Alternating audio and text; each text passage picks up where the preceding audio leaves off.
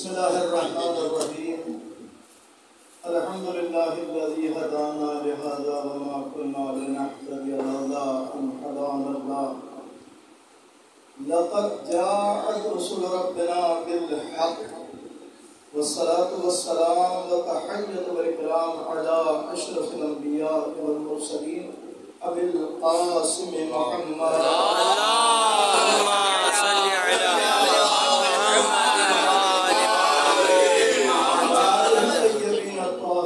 المعصومين المنتجبين المظلومين الذين أذهب الله عنهم الرجس وطهرهم تطهيرا اللهم صل على محمد وآل محمد.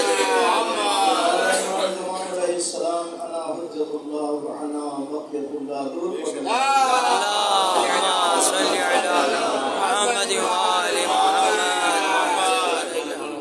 ماشاء اللہ یہ محفل ہمارے ظہیر عزیز صاحب پروردگار عالم انہیں پورے عمر عطا فرمائے حضور بیان عطا فرمائے اس فرش ودا کو بچھایا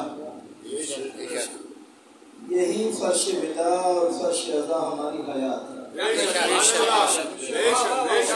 سبحان اللہ سبحان اللہ فرش عزا ہماری حیات ہے.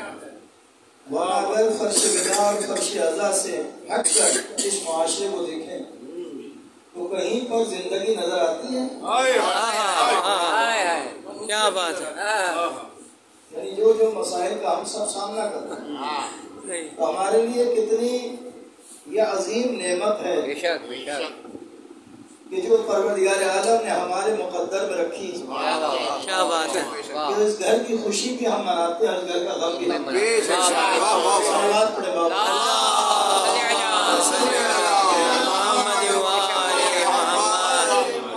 ظاہر بات ہے کہ ماہ شعبان اور معظم یہ وہ مہینہ ہے کہ جو خوشیوں سے پر ہے. بے شک. اور اتنی خوشیاں کہ زمانے کے امام کی بھی آمد اسی مہینے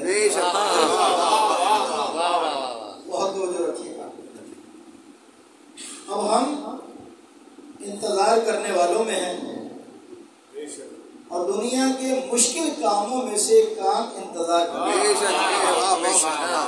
انتظار کی کیفیت میں آپ مبتلا ہوں اور آپ کو کسی کا انتظار ہو تو کتنا کٹھن مرحلہ ہوتا ہے. لیکن ہم ان انتظار کرنے والوں میں ہیں کہ جہاں ہمارے امام آئیں گے ہمیں ایک نئی زندگی اور عطا ہوگی.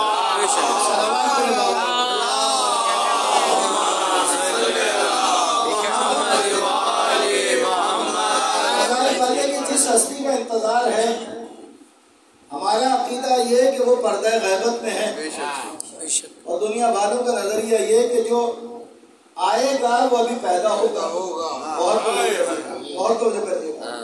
دنیا والے کہتے ہیں کہ ابھی پیدا ہوں گے اور ہمارا عقیدہ کیا ہے وہ پردہ غیبت میں ہے. عزیزان محترم جب سورج موجود ہو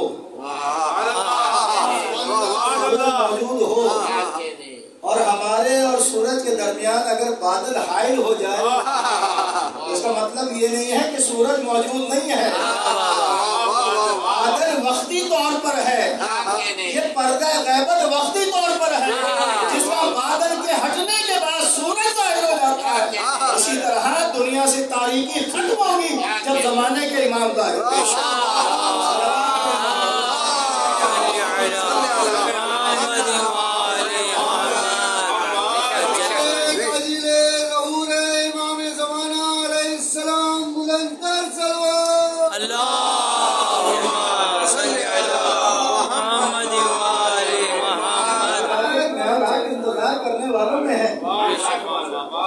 اور آنے والی ہستی کا ہم انتظار کر رہے ہیں تو ہم میں سے ہر ایک کی تمنا کیا ہو زمانے کے امام میرے گھر تشریف. آپ جب کسی مہمان کو اپنے گھر میں مدعو کرتے ہیں تو اس کی مرضی کا خیال رکھتے ہیں. اس کی مرضی کیا ہے، اس کا مزاج کیسا ہے.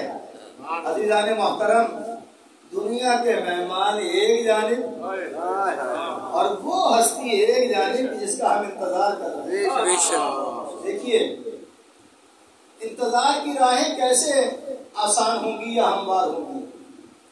جتنا جتنا ہم نیکی کا عمل انجام دیتے جائیں گے، جتنا جتنا ہم عمل میں معروف و نہی عن منکر کرتے جائیں گے، اتنا اتنا زمانے کے امام کی آمد، ان کا ظہور قریب سے قریب تر ہو جائے گا. بہت توجہ کریے گا. میں اور آپ اس معاشرے کی اکائی ہیں. معاشرہ چاہے جس روش پر بھی ہو، مجھے نیکی کے راستے پہ چلنا ہے اور ثابت قدمی کا مظاہرہ کرنا ہے. میں چاہے کچھ بھی ہو، معاشرے میں چاہے کچھ بھی ہو، کیونکہ میرا عمل جتنا بھی ہے وہ زمانے کے امام کے لیے. بہت توجہ کریے گا. ہمارے ہی برادری میں ایک برادری ایسی بھی ہے کہ جو نیکی کے عمل زیادہ انجام دے رہی ہے. ان کا ایک جملہ مشہور ہے کہ اگر میں آپ سے کوئی کام کہوں اور آپ اس کام کرنے کے اہل ہیں تو میں آپ کو اس کام کی جانب اس جملے سے راغب کروں گا کہ آپ تھوڑا وقت زمانے کے امام کو دیجیے اور اس عمل کو انجام دیں. سبحان اللہ، سبحان اللہ. بے شک. آپ تھوڑا وقت اس کام کے لیے دیجیے، صرف کیجیے. اور یہ جو آپ وقت دے رہے ہیں کسے دے رہے ہیں؟ زمانے کے امام کو. سبحان اللہ. تو جہاں زمانے کا امام درمیان میں وسیلہ بن جائے گا، وہ کام بھی پائے تکمیل تک پہنچے گا اور وہ قوم بھی ترقی کرتی ہوئی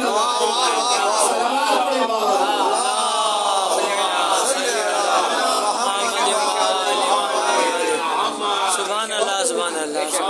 پہلے ہم بھی ایسے ہی زندگی گزار رہے تھے، لیکن جیسے جیسے معرفت کی وادی میں آگے بڑھتے چلے خود بخود ایک کیفیت ایسی آ گئی کہ اب جو بھی عمل انجام دیں وہ زمانے کے امام کے لیے انجام. سبحان اللہ. اب رہی بات، جو مہمان ہمارے گھر آتا ہے ہم اس کے مزاج کا خیال رکھتے ہیں، اس کی عادت کا خیال رکھتے ہیں. میں اور آپ منتظر ہیں اس ہستی کے جس نے آنا ہے. تو کیا میرا رہن سہن، میرا عمل ایسا ہے کہ زمانے کے امام مجھ سے راضی ہو جائیں؟ خوشنودی کے لیے، امام کے رضا کے لیے صلوات کا ہدیہ کرنا الگ بات ہے، لیکن عملی طور پر اپنی زندگی کو اس سانچے میں ڈالنا زمانے کے امام راضی بھی ہو جائے اور ان کی ہمیں مرضی بھی حاصل ہو جائے. صلوات پڑھیں بابا.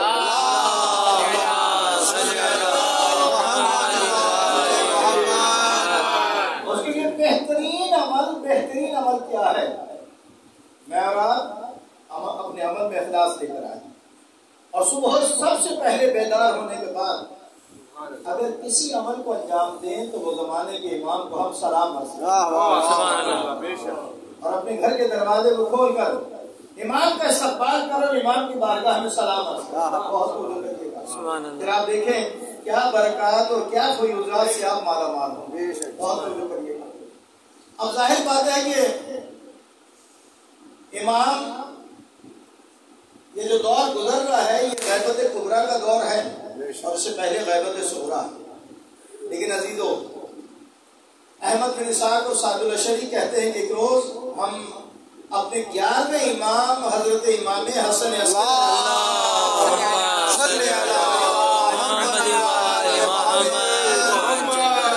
بن اسحاق اور سعد الاشعری کے ایک روز ہم 11ویں امام کی خدمت میں گئے اور ہم ایک سوال اپنے دل میں لے کر گئے تھے.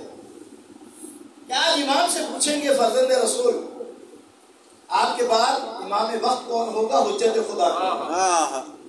احمد بن اسحاق اور سعد الاشعری کہتے ہیں کہ جیسے ہی ہم امام کی خدمت میں پہنچے، امام کو سلام کیا، امام نے جواب سلام دیا. اور اس کے بعد امام نے ہمیں مخاطب کر کے فرمایا، اے احمد بن اسحاق اور سعد الاشعری، آج جو سوال تم دل میں لے کر آئے ہو میں تمہیں اس کا جواب دیتا ہوں. ہم نے عرض کیا فرزند رسول ابھی تو ہم نے سوال آپ کی خدمت میں پیش ہی نہیں کیا. امام نے فرمایا میں تمہارے دل کے حال کو جانتا ہوں. سبحان اللہ. سبحان اللہ. تم دل میں لے کر آئے ہو میں تمہیں اس کا جواب دیتا ہوں.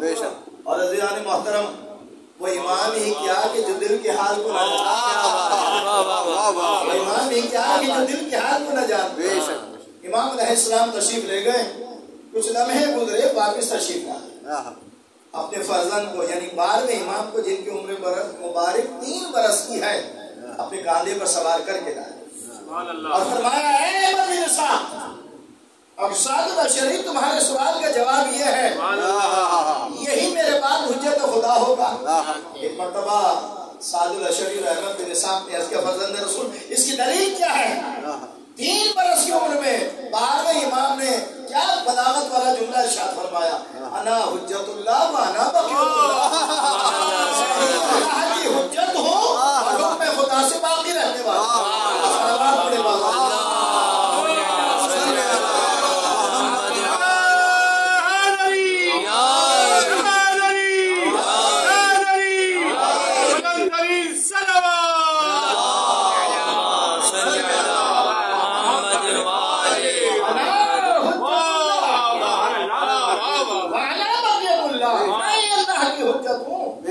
اور حکم خدا سے باقی رہنے والا۔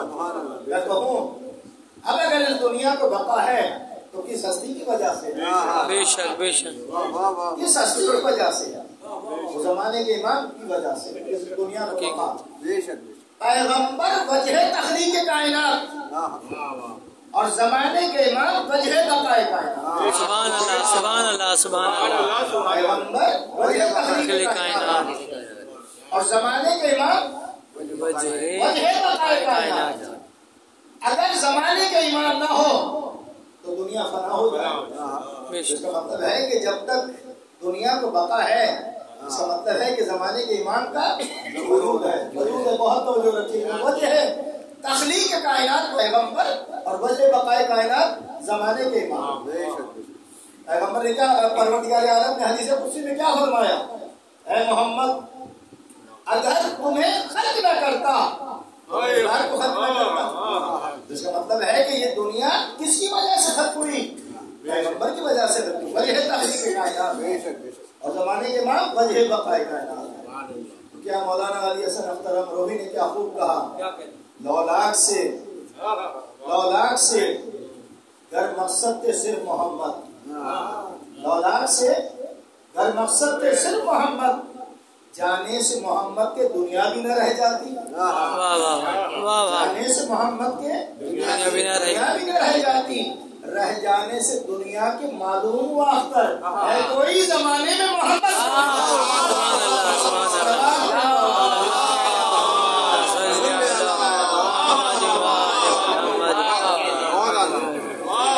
سے دنیا کے معلوم و اختر ہے کوئی زمانے میں محمد صاحب کا۔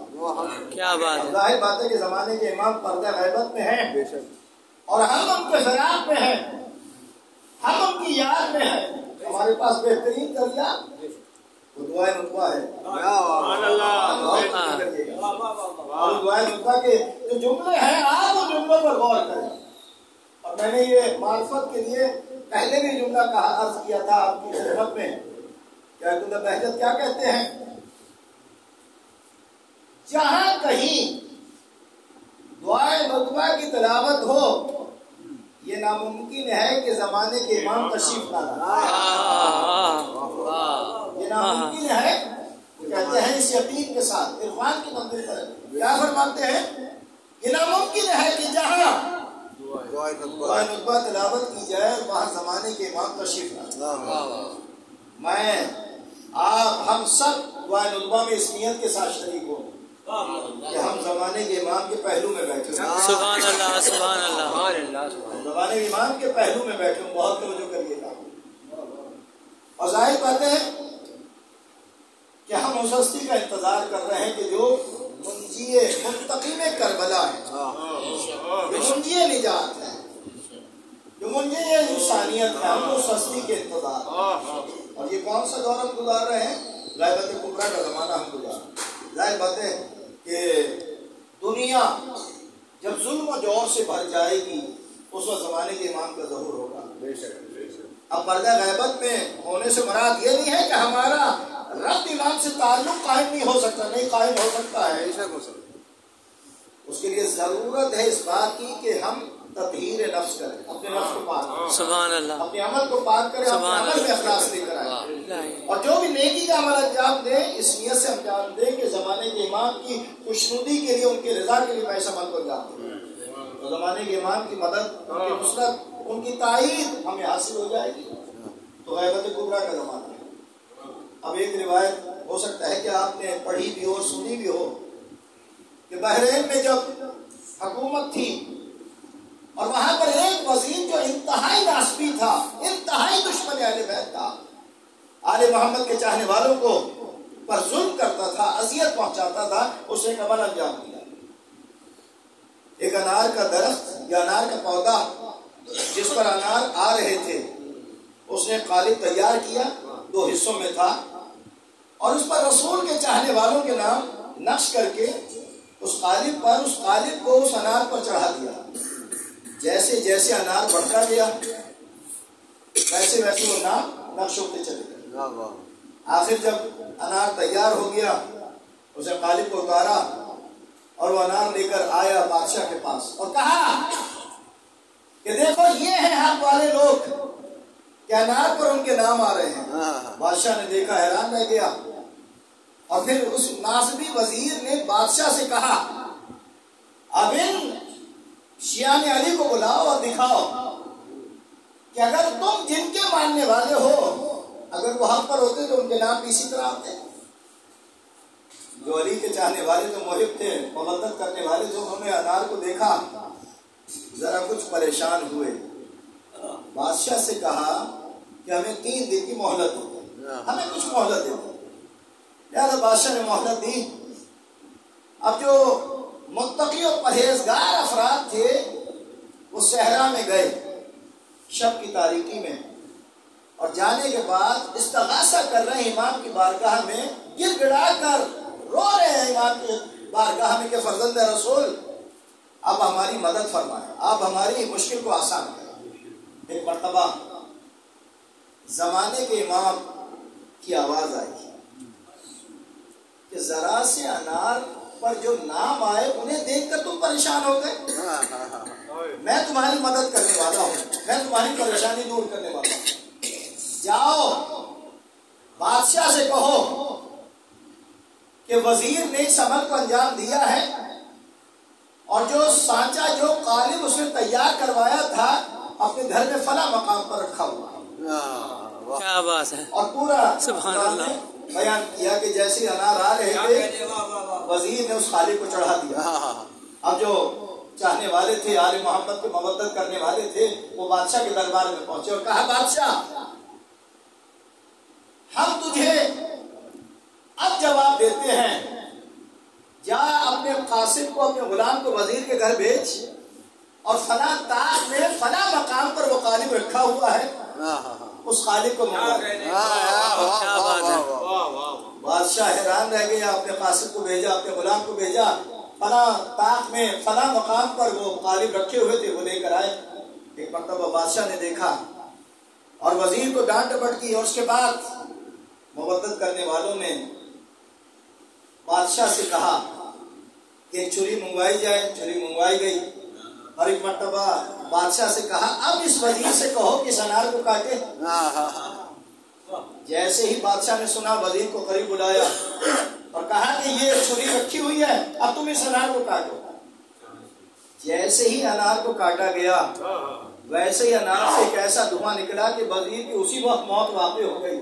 عزیزان محترم، جو آل محمد کا دشمن ہوتا ہے وہ اپنی جانب سے عمل انجام دیتا ہے آل محمد کے چاہنے والوں کو اذیت دینے کے لیے، لیکن خود اس کی موت واقع ہو جاتی ہے اور علی کے چاہنے والوں کو فتح حاصل ہو جاتی ہے۔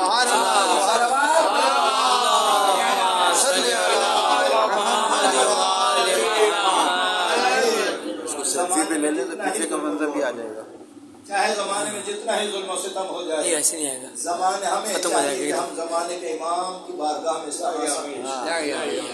اس یقین کے ساتھ کہ ہم لاوارث نہیں ہیں، زمانے کے امام پردہ غیبت میں۔ تو میں اسی ہستی کا واسطہ دے کر رب کی بارگاہ میں دعا کرتا ہوں کہ پروردگار تجھے تیری ذات والا صفات کا واسطہ، تیری رحمتوں اور تیری برکتوں کا واسطہ، ماہ شعبان کی تمام برکتوں اور تمام خوشیوں کا واسطہ، خداوندہ کل جو شب گزری ہے مغفرت والی شب، خداوندہ اس شب کی تمام مغفرتوں کا واسطہ، اس شب کی تمام برکتوں کا واسطہ، آج جو دن گزرا اس دن کی تمام برکتوں اور تمام خوشیوں کا واسطہ، ولادت باسعادت حضرت صاحب العمر کا واسطہ، خداوندہ یہاں پر اپنی رحمت نازل فرما، یہاں پر اپنی برکت نازل فرما، دنیا میں جہاں جہاں مومنین آباد ہیں اس سب کی جان مال عزت و آبرو کی حفاظت فرما۔ خداوندہ ہمارے محترم عالی جناب ظہیر حسین حیدری صاحب اور ان کے فرزندان اہل خانہ کی توفیقات میں اضافہ فرما، ان کی خدمت کو اپنی بارگاہ میں قبول و منظور فرما، انہیں سعادتوں اور برکتوں سے مالا مال فرما۔ خداوندہ انہیں اور ان کے فرزندان کو جملہ حاضرین کو دنیا آخرت کی تمام نعمتوں سے مالا مال فرما، دنیا آخرت کی تمام کامیابی عطا فرما۔ خداوندہ ہم سب کو عمل خیر کی توفیق عطا فرما، خداوندہ ہمیں زمانے کے امام کی معرفت عطا فرما، خداوندہ ہمیں معرفت کی توفیق عطا فرما، خداوندہ ہمیں وہ عمل انجام دینے کی توفیق عطا فرما جس سے ہمارے زمانے کے امام راضی و خوشنود ہو۔ خداوندہ امام زمان علیہ السلام کا واسطہ ہر مومن اپنے دل میں ایک نہ ایک دعا، ایک نہ ایک حاجت ضرور رکھتا ہے۔ خداوندہ امام زمان علیہ السلام کے صدقے میں ان دعاؤں اور حاجتوں کو اپنی بارگاہ میں قبول و منظور فرما۔ ہمارے جو بچے تعلیم حاصل کریں ان تمام کو کامیابی و کامرانی عطا فرما، ہم میں جو پریشان حال ہیں ان کی تمام پریشانیوں کو دور فرما، جو بے اولاد ہیں حضرت حجت کے صدقے میں انہیں صاحب اولاد عطا فرما۔ خداوندہ جو مومنین اپنے بچیوں کے لیے، بہنوں کے لیے، بیٹیوں کے لیے، رشتوں کے لیے پریشان ہے، خداوندہ امام زمان علیہ السلام کے صدقے میں انہیں بہترین رشتے مہیا فرما، ہم سب کو عمل خیر کی توفیق عطا فرما، علماء حق کا سایہ ہم پر قائم و دائم فرما۔ خداوندہ جو بیمار حال ہے ان تمام کو صحت تندرستی پورے عباس علی صاحب کو بھی صحت تندرستی پورے خداوندہ ہمارے جو مرحومین ہیں ان تمام کے درجات بلند فرما، ہمارے ظہیر حیدری صاحب کے والدین کے درجات بلند فرما، دیگر مرحومین کے درجات بلند فرما، شہدائے ملت جعفریہ کے درجات فرما۔ ہمارے محترم علی جناب ظفر نقوی صاحب کی اہلیہ بھی عدین ہے، عباس علی صاحب بھی عدین ہے، تمام کو صحت تندرستی، علماء حق کا سایہ ہم پر قائم و دائم فرما۔ خداوندہ ہمیں وہ ساعتیں، وہ وقت نصیب فرما کہ ہم اپنی آنکھوں سے امام زمان علیہ السلام کی زیارت کر سکیں۔ خداوندہ ہمیں وہ سعادت نصیب فرمانا کہ زمانے کے امام اپنے گھر کے فضائل بیان کریں، اپنے گھر کے مسائل بیان کریں، اور ہم بیٹھ کر زمانے کے امام کے زبان مبارک سے ان فضائل کو بھی سنیں، ان مسائل امام کے قلب ناظرین کو ہم سے راضی و خوشنود فرما، اپنی آخری حجت حضرت قائم آل محمد کے ظہور میں تعین فرما۔ ایک مرتبہ سورہ حمد اور 3 مرتبہ سورہ اخلاص ہمارے ظہیر حسین حیدری صاحب کے والدین اور دیگر مرحومین شہدائے ملت جعفریہ کی